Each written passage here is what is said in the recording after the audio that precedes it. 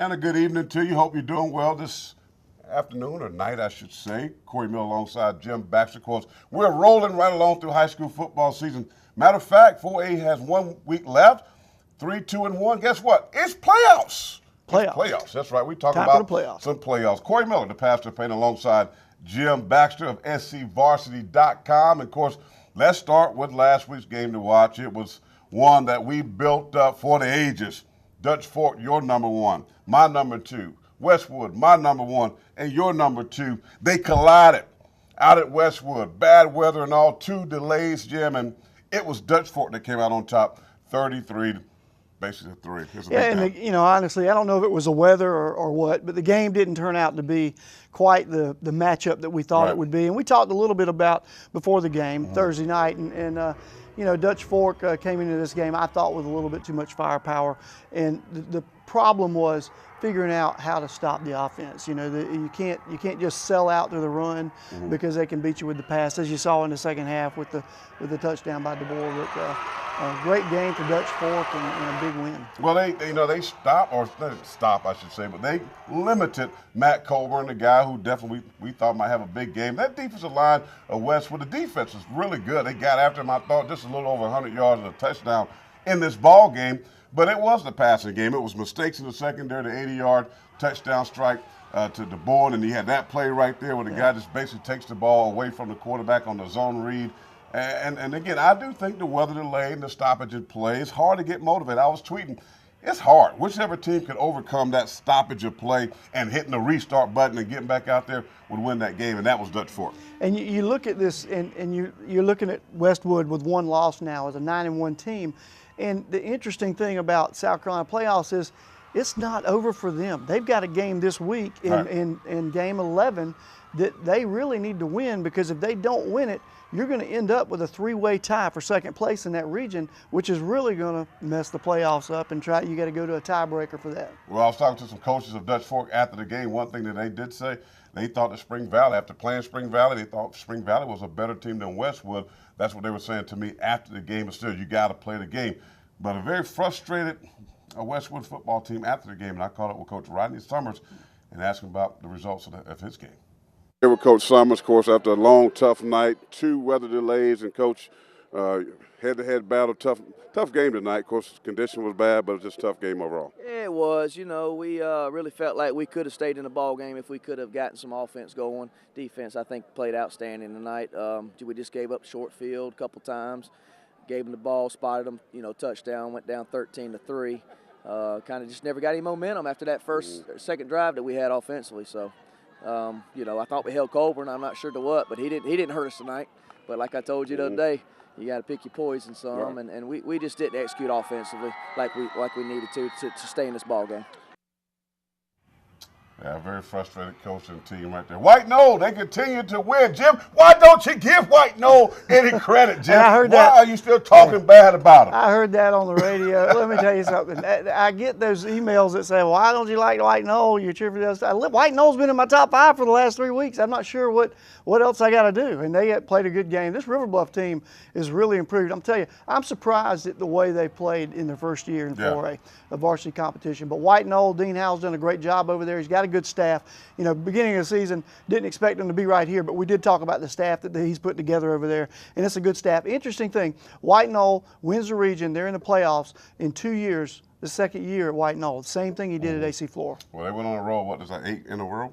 Yeah, 0-2, and then they started to win. And so, of course, they captured the region. Ty, let's move on to some other games that was happening in the weekend. Of course, Jim, I love high school football. BC and Airport, 21-7 BC wins, but misses out on the playoffs. What? Yeah, listen, welcome to South Carolina high school playoffs.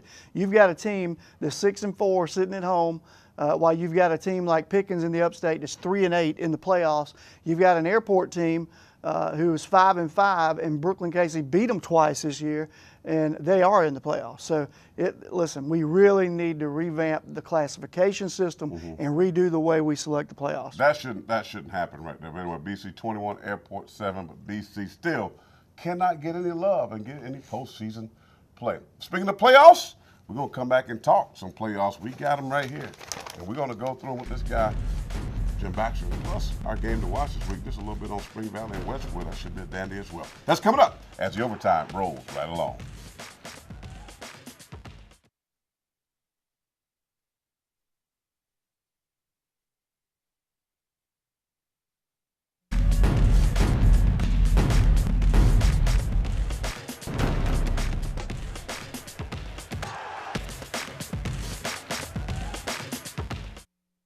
Welcome back. As I told you earlier, yes, it's time for the playoffs. 4A, they'll finish up their regular season this week, but 3A, 2A, and 1A in Skeeza, it's playoff times, and I should say. And Jim, let's start with the 2A Upper State playoffs, because we got some teams here in the Midlands that's represented, like Keenan and some other folks, Batesburg. There's going to be some teams that have some good, years, but of course, I think they're going to make a good run in the playoffs. There's Upper State right here. Yeah, you've got Keenan going to take on your old team, your alma mater, Central. Bye-bye, Keenan. And it'll be a good game. This may be the best opportunity Keenan's had in a long time at beating a team like Central, because they're loaded with talent, got a very good football team.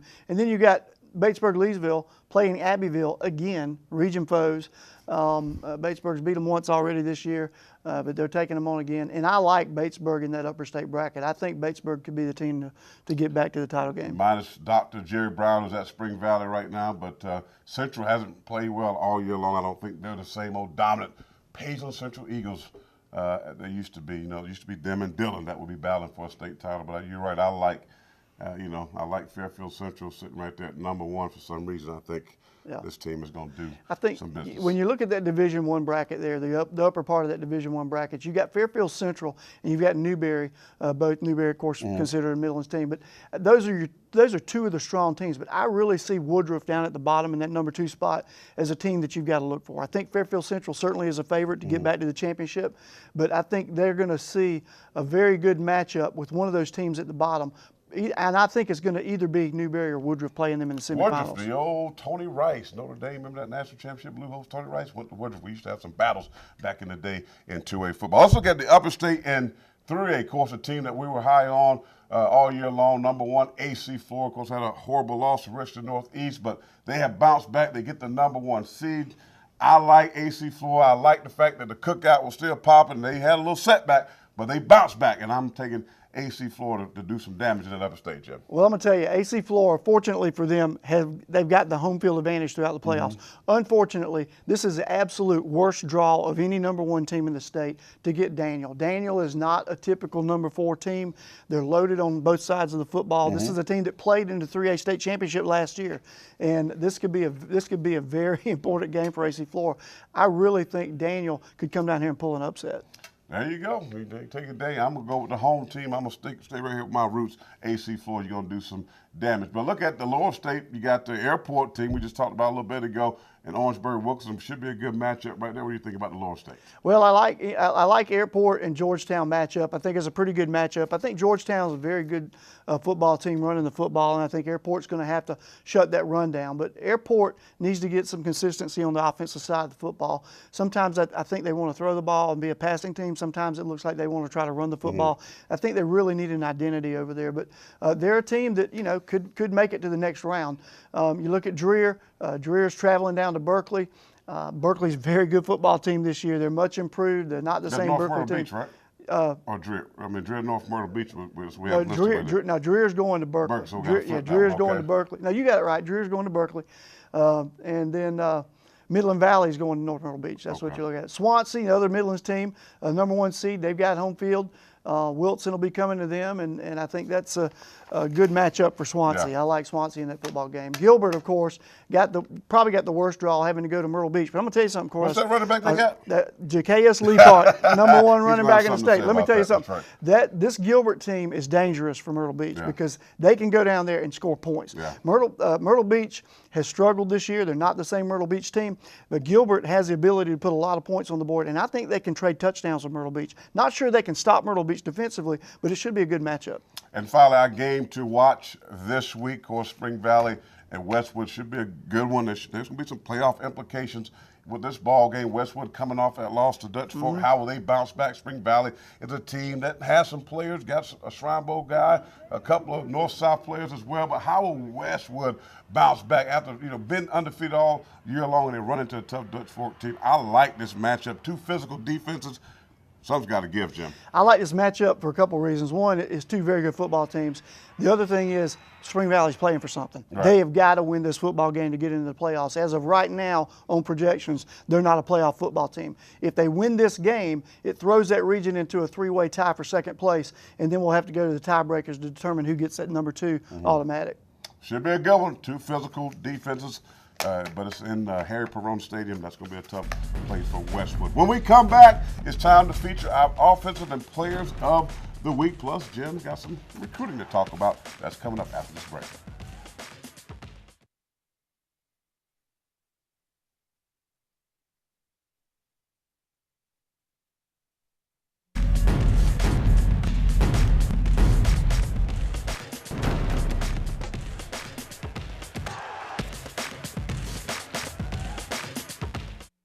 Welcome back, and that's right, you are in the OT, the overtime. Corey Miller, Jim Baxter, and it's that time of the show that we talk about the offensive and defensive players of the game. Of course, I was at the game last week where the defensive guy made a huge play in this ball game, Jim. Andrew Dunlap of Dutch Fork, of course, the little takeaway for the touchdown. Yeah. It really was a momentum change in this ball game. It was first points of the game, I believe, and what a great play. I mean, it was like a steal. Yeah. It's a steal. I mean, look at that. It just takes it away from it. That they were going back and forth like a good old heavyweight fight. And then that play right there occurred by Andrew Dunlap, and that touchdown, of course, he had 2 sacks on the afternoon as well. So congratulations to Dutch Fork's Andrew Dunlap. You are the overtime defensive player of the game. For the offense, well, this guy's no stranger. Matter of fact, he's been great all year long. Zacchaeus Leaphart of Gilbert, 34 carries, 353 yards, and 5 touchdowns. And Baxter, you said that he is the best running back in the state in the Midlands over Matt Colburn? In the state over anybody. In the state. He's the best running back in the state. I like the kid. Well, his numbers don't lie. No, they don't lie. You watch this kid play. Yeah. And the other thing, he's big, Corey. He's 6'1", a little over 6'1", 6'1 and a half, 215, 220 pounds. He's a old school tailback, and he runs like it. 353 yards, 5 touchdowns. I'm saying that's beast mode. That's what I'm talking about, Marshawn Lynch type of mode, though. So congratulations to Zacchaeus Leaphart. I get that out some kind of way. Now you're talking about big-time players recruiting. Who are some of those big-time players? Well, this week I want to talk about some of the players that are going to be impact players in the playoffs. All right. These are guys that I think have to have good games in order for their teams to move on since we got the playoffs starting up. Okay. Denzel Johnson, wide receiver, defensive back, AC Floor. Denzel's got to have a good game. This is a strong Daniel team coming down here. This is not a typical number 4. Matter of fact, this is a team that's as strong as any number 1 that's in the playoffs. So this is going to be a big game, and number 8's got to have a big game in here. Right. Other player, Chance Walker from Swansea, number 15 running back, is a player that I think is going to have a big game. I think that he is a guy that Swansea can put the game on his shoulders and ride it. I mean, he's a very good football player and a big impact player for that offense. So he's another one I think can get Swansea on through the playoffs round by round as long as he's having a good game. He's going to be tough to stop. Brett Burnett, quarterback from Airport. He's a young man that I think is going to have. Son of a coach, right? Son of the coach, Coach Burnett's son. He started about 4 games now, 4 or 5 games, and I think he's got to have a big game against Georgetown. I think that Georgetown is a team that's going to come in and try to run the football on them. They will run some zone read on them and throw the football a little bit. But Burnett's had a pretty good season so far as a starter, but I'd like to see him get a little bit more consistent. He struggles when he has pressure on him, and I think if he can just overcome those jitters, he's going to be a very good quarterback. Terrence Williams, running back from Batesburg, Leesville, goes without saying. He's got to be the guy to stop. If you stop him, Batesburg Leesville is an average football team. You take him out of the equation. And the last one, of course, Zacchaeus Leaphart, we just talked about. Never heard of him. He's a guy. Let me tell you something. Zacchaeus could go down and have a big game against Myrtle Beach, and Gilbert could pull the biggest upset of the playoffs. He got good moves. He got great size. You see that he has speed, too, to take it to his house. Leaphart's a guy, I think, of course, he's going to be in the running when we give away our player of the year. I got to say that guy's name probably going to show up somewhere. Just say.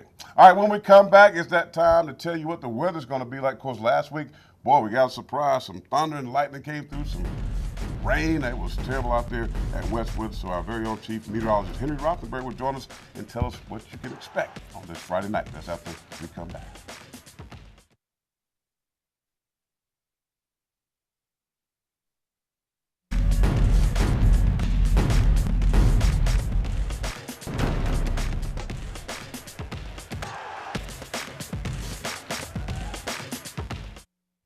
Welcome back to Overtime. Of course, Friday nights, the weather can be warm, can be cool, and yes, could be some rain. We like to keep you up to speed, so you pack the right clothing when you head out to Friday Night Football. And our chief meteorologist, Henry Rothenberg, what's the weather going to be like, my friend?